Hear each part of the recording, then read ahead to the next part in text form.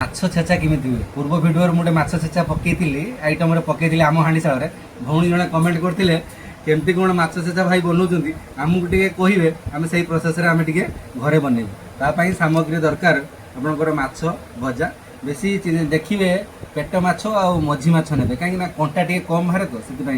माने लांज ये सब किसी ने देखो नहीं 3 पीस नहीं आपंकर मझी माछ नहीं पाखक सामग्री हूँ पियाज रसुण कंचा लका सोरिष तेल लुण प्रथम देखा केमती तैयारी होउछि। तो चलिए शुरू करते हैं। कंचा लंका गोटे हल्का छेचिबे संपूर्ण छेचिबे मीन करेंगे हल्का से छेचिबे पाखक ने रसुण रसुण मात्रा टी अधिका ने नेले कौन हम ना माछर टेस्टा टी बाहर छेचा गला दबा पियाज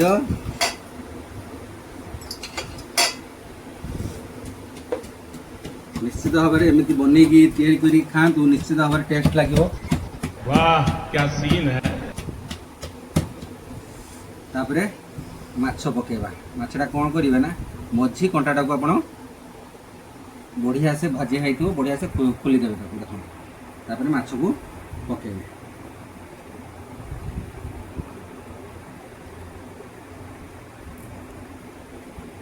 निश्चित भाव में बनई आप खातु केते टेस्ट लगे तापरे आ भितर छेचिबे जमी सब मिक्स हो बेसी छेचिबेनी हल्का पर छेचिबे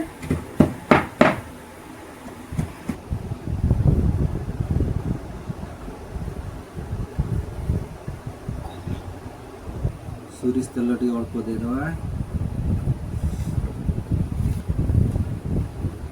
जेहेतु पियाज मियाज पड़ी हल्का टे लुण देदेवा हल्का टे लुण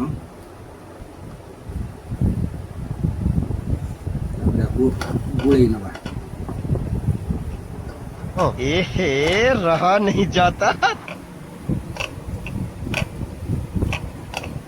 आम माछ छेचा आपण माने निहाती तैयारी करी खातु बहुत सुंदर लगे टाण टाण।